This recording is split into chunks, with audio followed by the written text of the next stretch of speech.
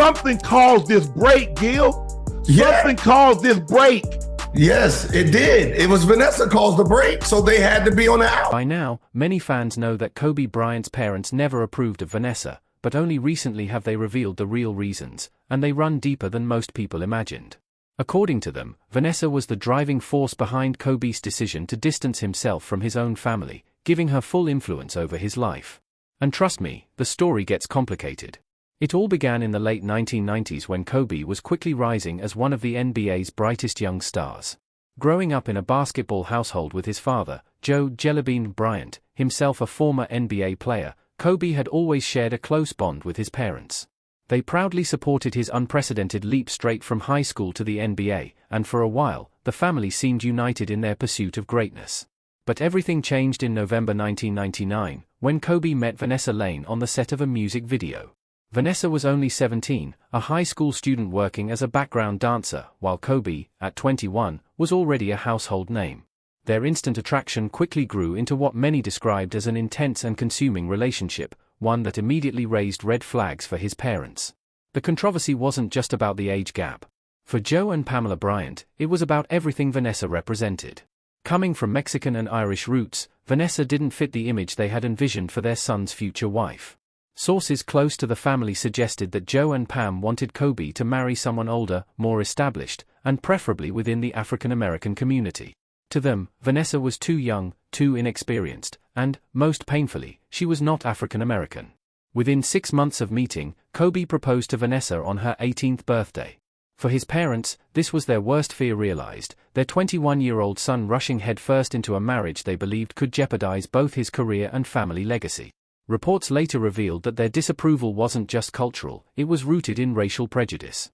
Joe, in particular, struggled to accept Vanessa's Mexican heritage, a fact that cast a long and painful shadow over the family dynamic. As tensions grew, Joe and Pamela became more vocal in their objections, believing Kobe's relationship was obsessive and harmful to his future. But for Kobe, the bond was unshakable. What began as a love story would soon spark decades of division, where family loyalty, cultural identity, and true love collided in ways that still fascinate fans to this day. That point in time, he gonna be grown. You can say, son, I don't think she... Bro, half the team done been with her. But if he love her, ain't ish you can... The situation reached its breaking point when Kobe and Vanessa revealed their wedding plans. On April 18, 2001, the couple exchanged vows at St. Edward the Confessor Catholic Church in Dana Point, California, in a ceremony attended by only about a dozen people. Most striking, however, was the absence of Kobe's parents, Joe and Pam Bryant, along with his sisters, Sharia and Shea. This was not a scheduling conflict or a minor family dispute, it was a deliberate, calculated snub. The Bryant family made their disapproval of the marriage unmistakably clear, even at the cost of publicly humiliating their own son. Their absence marked the beginning of a painful 2-year estrangement that cut deeply into Kobe's heart, with reconciliation coming only briefly in 2003 after the birth of his daughter Natalia. One of the most heartbreaking examples of this divide unfolded during what should have been a pinnacle moment in Kobe's young career. After the Lakers defeated the Philadelphia 76ers in the 2001 NBA Finals, ironically, in Kobe's hometown, his parents still chose not to attend the celebrations, reportedly because of their disapproval of Vanessa. An iconic photo from that night shows Kobe, despite being crowned an NBA champion, wearing an expression of quiet sadness. It symbolized the emotional isolation he felt from his family. Imagine that for a moment, a young man reaching the highest honor in professional basketball, winning a championship in his own city, yet his parents refused to stand by his side, all because they disapproved of his wife. The message was undeniable. Their disdain for Vanessa outweighed their pride in Kobe's achievements. Financial tensions only deepened the rift. From the beginning, Kobe provided financial support to Vanessa's family, a decision that reportedly strained his relationship with his parents. Joe and Pam Bryant grew increasingly resentful as they watched their son purchase homes and extend financial help to his in-laws, while they themselves felt marginalized and dependent. This dynamic created a sense of competition between the families, where every financial decision was seen as a test of loyalty. The perception, fair or not, was that Vanessa's family enjoyed preferential treatment while Kobe's own parents were held to different standards. Like, I don't think you should marry her. Like, if you're young, you need a prenup. And the father who's been an NBA player before is giving his knowledge to his son, right? Yeah. Well, if If his girlfriend knows the parents don't like him, what happens when they get married? What is the girlfriend stand, or the wife now stands? The wife's stand is, I don't mess with them. As the years went by, the rift between Kobe and his parents only grew deeper. The brief reconciliation that followed Natalia's birth proved to be nothing more than temporary. But that was just the beginning. The real explosion had yet to come, a betrayal so profound and so public that it permanently shattered what little remained of the Bryant family bond. It was the ultimate betrayal, a moment when parents became adversaries. By 2013, Kobe and Vanessa had already weathered countless storms together, challenges that would have destroyed most marriages. They had survived the 2003 sexual assault allegation in Colorado, during which Kobe admitted to adultery but firmly denied assault. Sit here in front of you guys, furious at myself, disgusted at myself for making a mistake of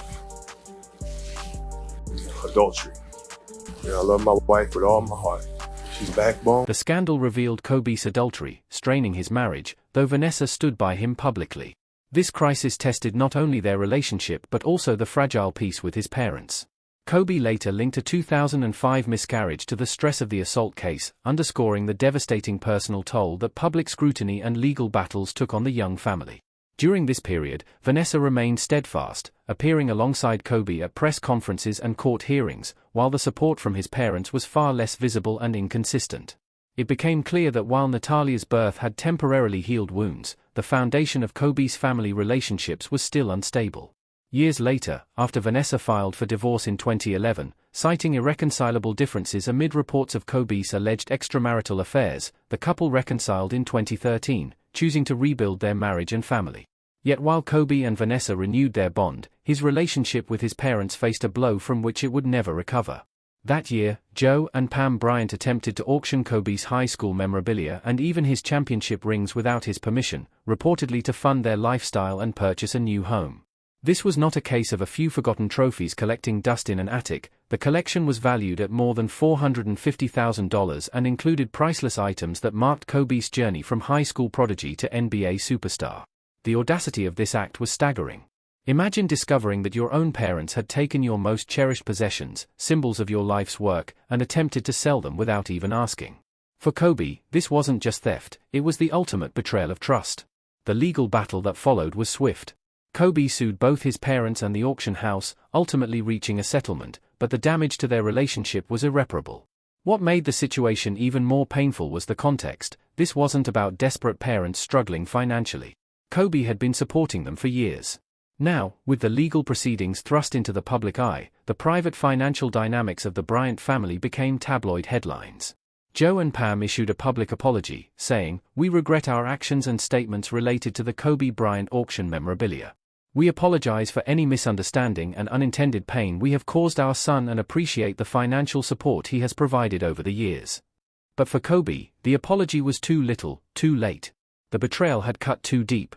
In a brutally honest 2016 ESPN interview, Kobe made his feelings clear, opening up about the actions of his parents and the broken state of their relationship. This is what Kobe told ESPN.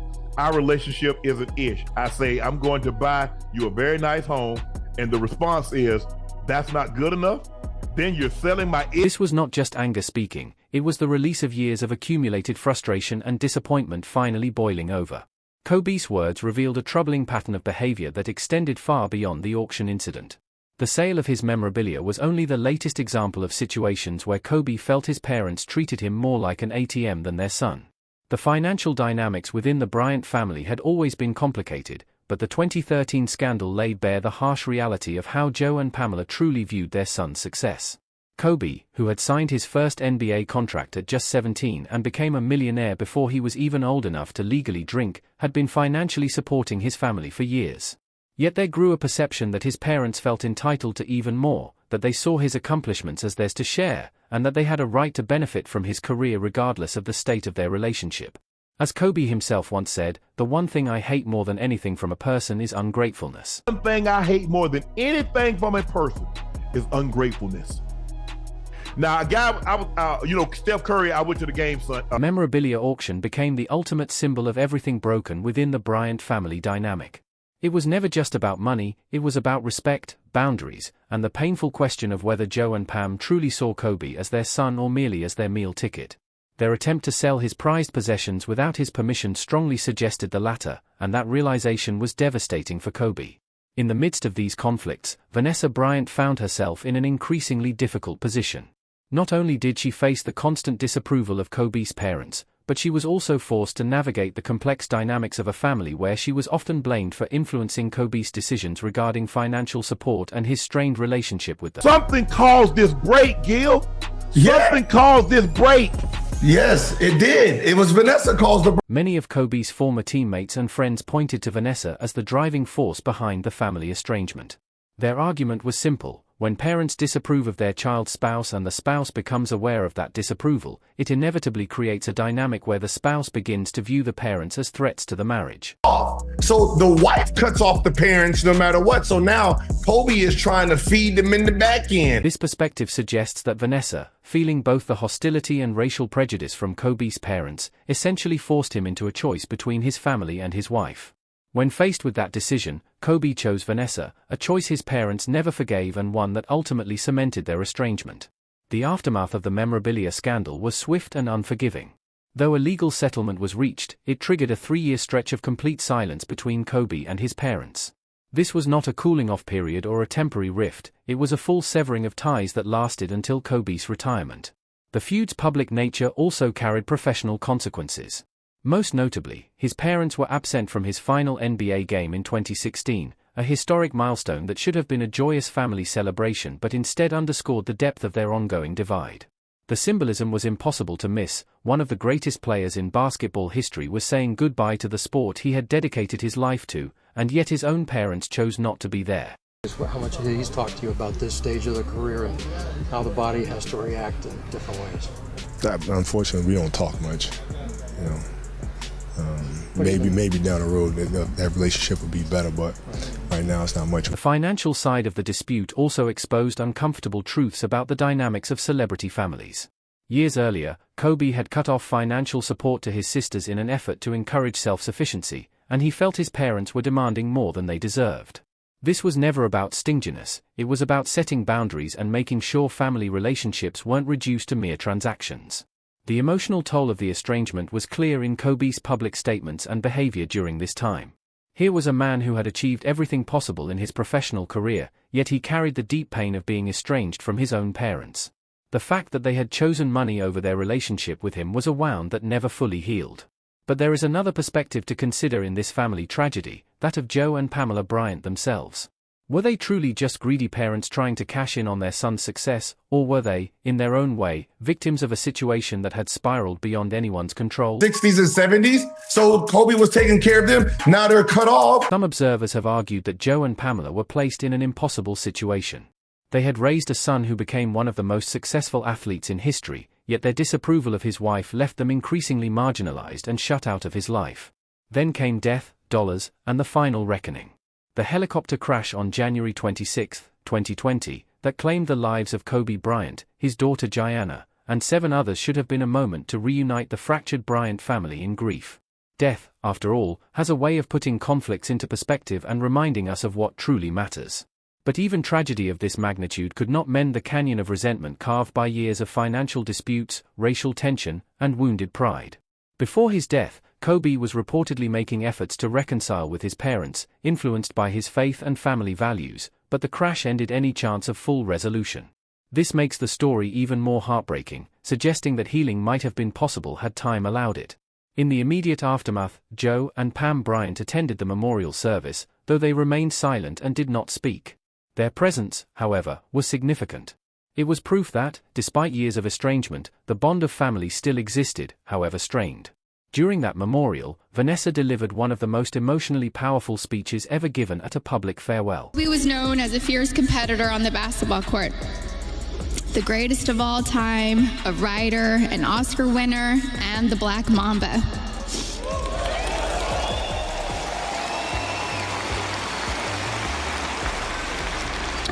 But to me, he was Kobe, my boo-boo, my baby-boo, my papi chula. Her speech was remarkable not only for its raw emotional honesty but also for what it revealed about the strength of her bond with Kobe. She spoke of the dreams they had shared and the plans for the future that would now never come to pass. He wanted us to renew our vows. He wanted Natalia to take over his company, and he wanted to travel the world together.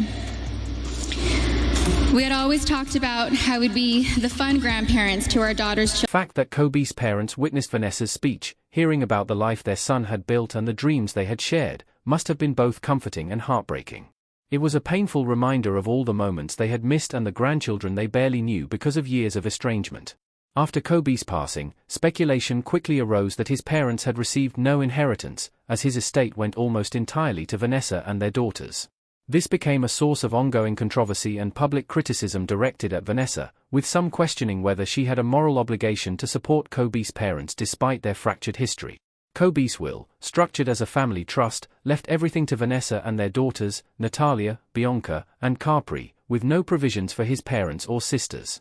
This was not an oversight or a legal technicality, it was a deliberate choice that reflected the state of his relationship with his family at the time of his death. The exclusion of Joe and Pam from his will sent shockwaves through the basketball community and reignited debates about family obligations, cultural loyalty, and the complex realities of celebrity wealth.